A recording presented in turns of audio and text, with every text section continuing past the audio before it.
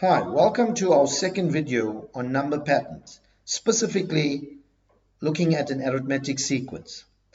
In the last video, we looked at how we came up with the formula Tn is equal to A plus n minus 1 into D. So moving on, let's look at the sequence 25, 22, 19, 16. And we notice we have term 1, term 2, term 3. If we find the difference, we can say 22 minus 25 is negative 3, 19 minus 22 is negative 3, 16 minus 19 is negative 3. We have a common difference, and if we have a common difference, we can now conclude this is an arithmetic sequence. So the question here states, determine which term is equal to minus 101. Now remember that T1, 1 is the position and the term is 25. So the question says which term is equal to minus 101. We are finding n. We want to know in what position is negative 101. So we're going to use our formula for an arithmetic sequence. Tn is equal to A plus n minus 1 into D. Now we know Tn is negative 101. A we can get from the sequence, which is your first term, 25. Your common difference is negative 3. We are finding n. So we have substituted the values. Negative 101 is equal to 25.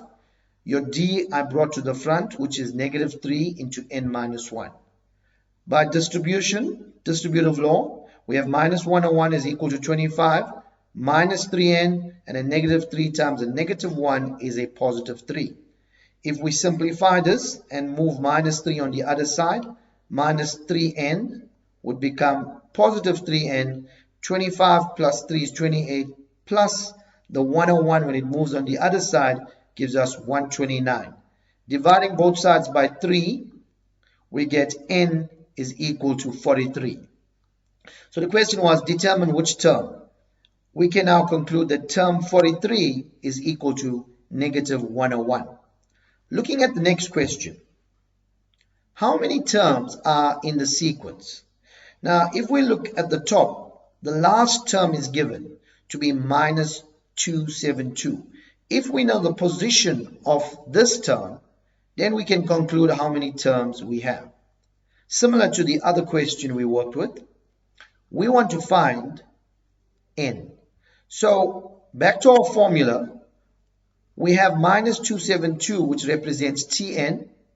We have our A, which is 25. We have our D, which is minus 3. We're going to substitute. Using distributive law, minus 3 times n is minus 3n. And minus 3 times minus 1 is plus 3. We're going to take our minus 3n on the other side. It will become positive 3n. 25 plus 3 is 28. Minus 272 moves on the other side. Becomes plus 272, which gives us a total of 300. Divide both sides by 3, we end up with n to be 100.